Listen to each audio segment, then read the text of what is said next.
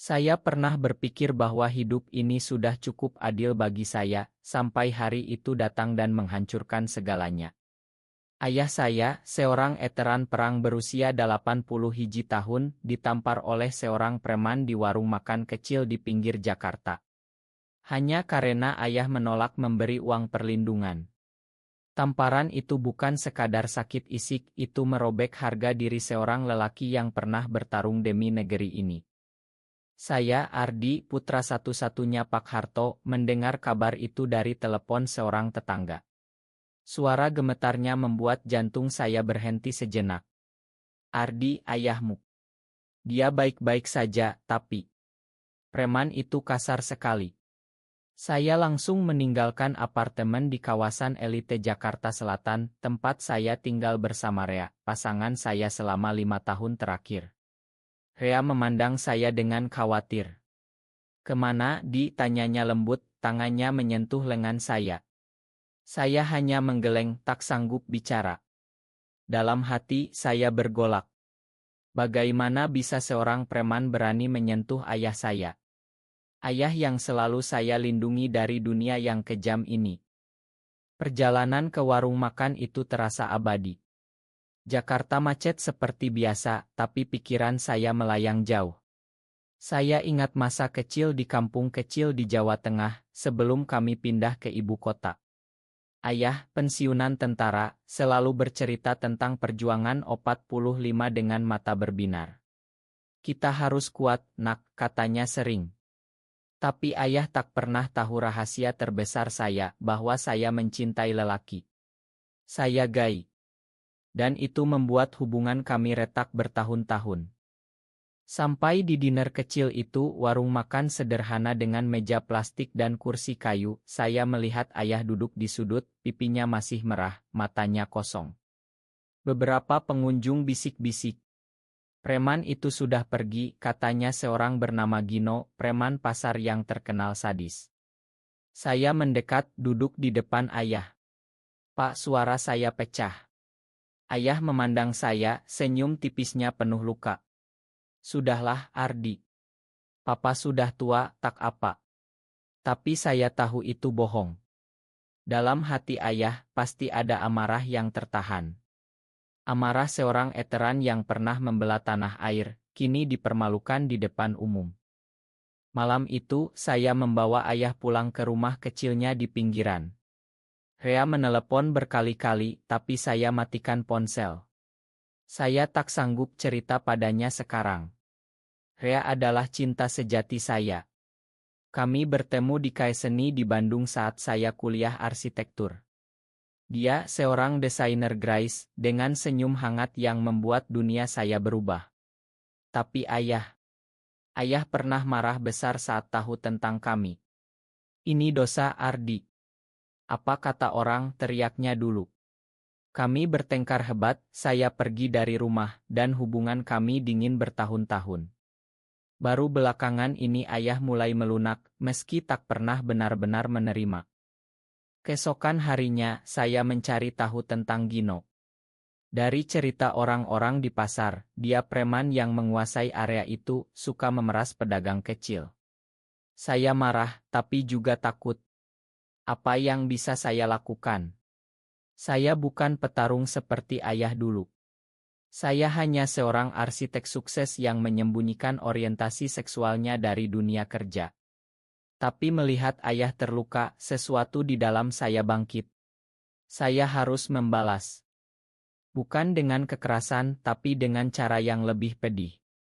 Rea datang malam itu, memeluk saya dari belakang saat saya duduk termenung. "Cerita dong, Di. Apa yang terjadi?" Saya akhirnya bercerita semuanya. Air mata saya jatuh. Rea mendengar diam, tangannya mengusap punggung saya. "Kita hadapi bersama," bisiknya. Cinta Rea selalu seperti itu, tenang, mendukung. Tapi dalam hati saya ada konflik besar. Apakah saya berani membela ayah, meski itu berarti membuka rahasia kami ke publik? Saya mulai merencanakan. Gino bukan orang biasa, dia punya backing dari oknum tertentu. Tapi saya punya koneksi dari dunia bisnis. Saya hubungi teman-teman di media sosial yang tahu saya aktif diam-diam, mungkin saatnya balasan itu datang. 1 jam setelah tamparan itu, saya sudah di dinner. Tapi balasan sejati butuh waktu lebih lama. Hari-hari berikutnya terasa seperti neraka. Ayah diam saja di rumah, tak mau keluar. Pipinya memar, tapi luka hatinya lebih dalam. Saya bolak-balik antara apartemen dengan Rea dan rumah ayah. Setiap kali melihat ayah, dada saya sesak. "Kenapa papa tak melawan, Pak?" tanya saya suatu malam. Ayah tertawa pahit. "Papa sudah tua, Ardi. Tak seperti dulu." Tapi saya tahu ayah menyimpan dendam. Dendam seorang prajurit yang harga dirinya diinjak. Rea selalu ada di sisi saya. Malam itu, kami berbaring di tempat tidur, tangannya memeluk pinggang saya. "Kamu harus tenang, Di. Jangan gegabah." Saya balik memandangnya, mata kami bertemu dalam gelap. Rea adalah segalanya bagi saya. Cintanya membuat saya bertahan di dunia yang sering menolak kami. Di Indonesia ini, menjadi gay bukan hal mudah. Kami harus sembunyi-sembunyi, tak berani pegangan tangan di publik. Tapi bersama Rea, saya merasa utuh. Konflik dalam hati saya semakin ganas. Saya ingin membalas Gino, tapi bagaimana? Kekerasan bukan jalan saya. Saya ingat nasihat ayah dulu, balas dengan akal, bukan otot. Saya mulai mengumpul bukti. Dari cheat dinner, dari saksi-saksi. Gino bukan hanya tampar ayah, dia sering memeras eteran lain, orang tua yang tak berdaya. Saya hubungi jurnalis teman yang pernah liput isu sosial. "Ini bisa jadi berita besar," katanya. Tapi ada pengkhianatan yang tak saya duga. Seorang teman dekat di komunitas yang tahu rencana saya, bocorkan ke orang lain. Tiba-tiba, rumor menyebar bahwa putra eteran itu gay, dan balasannya akan dramatis. Saya panik. Jika ayah tahu saya gunakan ini untuk balas dendam, hubungan kami bisa hancur total. Suatu sore, Gino datang lagi ke dinner. Kali ini, dia tertawa mengejek saat melihat ayah. "Masih hidup ya, Pak Tua," katanya lantang.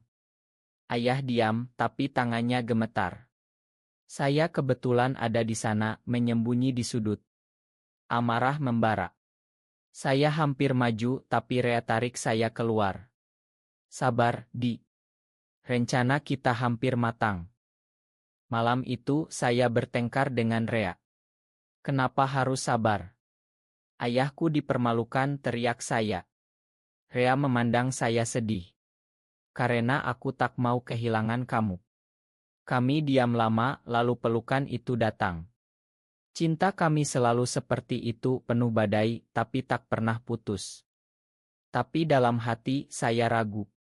Apakah cinta ini cukup kuat menghadapi dunia luar?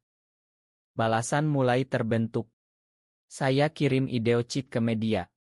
Judulnya, "Preman Peras Eteran." Viral sekejap. Gino panik, tapi belum tahu siapa di baliknya. Saya semakin dalam konflik. Membela ayah berarti membuka diri sebagai gay. Apakah saya siap? Viral itu meledak lebih cepat dari dugaan. Media sosial ramai. Balas eteran trending. Orang-orang marah pada Gino. Polisi mulai gerak, meski lambat. Ayah telepon saya, suaranya gemetar. "Ardi, ini kamu ya?" Saya diam, ayah tahu. "Papa bangga, Nak. Tapi, hati-hati." Tapi pengkhianatan datang lagi.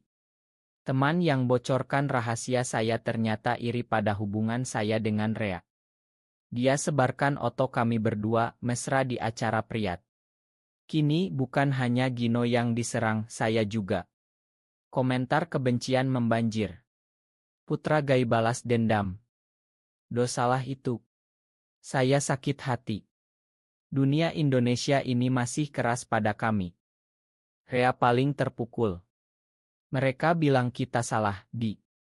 Kami nangis bersama malam itu. Cinta kami diuji berat. Tapi justru saat itu, saya sadar, Rea adalah kekuatan saya. Kita lawan bersama, katanya tegas. Gino akhirnya tertangkap. Bukan karena tamparan saja, tapi kasus pemerasan lain terbongkar gara-gara Iral. Tapi balasan pedih belum selesai.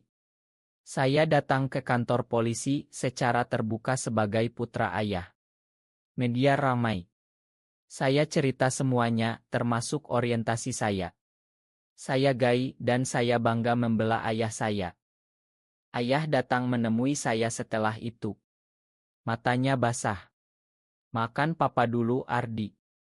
Papa salah. Pelukan itu setelah bertahun-tahun terasa hangat. Ayah mulai terima Rea. Dia baik buat kamu, katanya pelan. Tapi ada satu pengkhianatan terakhir. Gino dari penjara ancam balik. Putra gay itu akan kualas. Ancaman itu membuat saya takut tapi juga tegar. Cinta pada ayah, pada Rea, membuat saya kuat. Ancaman Gino membuat hidup tegang. Kami harus waspada. Rea selalu jagain saya, tapi saya lihat dia lelah. Kamu capek, A. Dia senyum tipis. Demi kamu apa saja. Cinta kami semakin dalam di tengah badai. Ayah semakin dekat dengan kami. Dia ajak Rea makan malam di rumah. Percakapan awkward tapi hangat. Ayah cerita perang dulu, Rea dengar serius. Saya tersenyum dalam hati. Akhirnya, keluarga kecil ini utuh. Tapi konflik batin saya belum selesai. Saya sering termenung, apakah balasan ini worth it? Gino di penjara, tapi masyarakat masih jude kami. Teman-teman dukung, tapi keluarga besar ayah ada yang menjauh. Suatu malam, Rea ajak saya jalan ke pantai Ancol. Angin sepoi, kami duduk diam, aku cinta kamu, Di. Apapun terjadi. Kata-katanya menusuk hati. Saya balas pelukannya. Di Indonesia ini, cinta seperti kami butuh perjuangan ekstra. Gino akhirnya Dionis. Hukuman berat karena kasus berlapis. Saat sidang, saya hadir. Matanya penuh dendam saat lihat saya. Tapi saya tegar. Balasan pedih itu, dia kalah karena kebenaran. Setelah vonis, hidup mulai tenang. Tapi luka masih ada. Ayah sering sakit, usia tua. Saya dan Rea rawat dia bergantian. Ayah semakin terbuka. Papa salah dulu menolak kalian, katanya suatu hari. Air mata jatuh. Pengampunan itu indah. Rea dan saya semakin mesra. Kami rencanakan masa depan meski di Indonesia sulit. Mungkin pindah ke Bali, lebih toleran. Cinta kami tumbuh subur di tengah cobaan. Tapi ada konflik terakhir. Seorang wartawan ungkap masa lalu Gino, dia pernah jadi korban kekerasan juga. Membuat saya ragu. Apakah balasan saya terlalu pedih? Saya kunjungi dia di penjara, diam-diam, kenapa kamu lakukan itu, tanya saya. Gino diam lama. Hidup susah, Mas. Kata-katanya membuat saya prihatin. Manusiawi, ternyata. Kembali ke Rea, saya cerita. Kita harus makan juga. Rea angguk. Cinta kami ajarkan itu, balas dengan kebaikan. Ayah semakin lemah.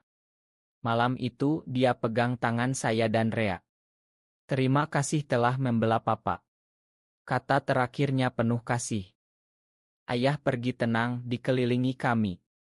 Pemakaman sederhana, tapi penuh hormat. Banyak veteran datang, salut pada perjuangan kami. Gino dari penjara, kirim surat Ma. Saya salah, Mas Ardi. Balasan pedih itu akhirnya berubah jadi pengampunan. Rea dan saya lanjut hidup. Kami buka yayasan bantu veteran dan komunitas LB. Namanya dari ayah, Harapan Baru. Di Indonesia, perubahan lambat, tapi kami mulai. Cinta kami abadi. Di tengah masyarakat yang masih belajar terima, kami pegang tangan teguh. Ayah bangga di surga, saya yakin. Hidup ini, meski penuh luka, berakhir dengan harapan. Karena cinta sejati selalu menang, meski pedih. Kami berjalan bersama, Rea di sisi saya. Senyumnya hangat seperti dulu. Kita kuat, Di. Ya, kami kuat. Untuk ayah, untuk kami, untuk negeri yang belajar mencinta tanpa batas.